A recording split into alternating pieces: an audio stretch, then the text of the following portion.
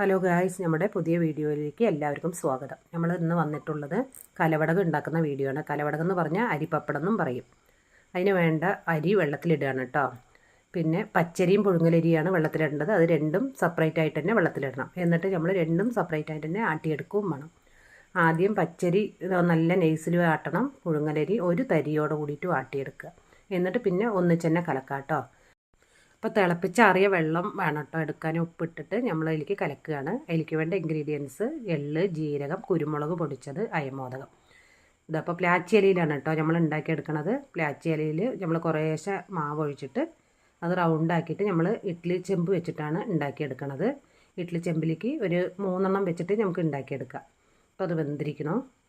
ഇനി അതിൻ്റെ ശേഷം നമ്മളത് ചൂടാറിയ ശേഷമാണ് അത് നമ്മൾ ഇലയിൽ നിന്ന് എടുത്തിട്ട് നമ്മൾ ഇതങ്ങനെ കറക്റ്റാക്കിയിട്ട് എല്ലാം റെഡിയാക്കി വെച്ചതിന് ശേഷം അപ്പോൾ ഒന്നിച്ച് ഉണ്ടാക്കി എടുത്തതിൻ്റെ ശേഷം നമ്മളത് വെയിലത്തിട്ട് ഉണക്കിയെടുക്കും.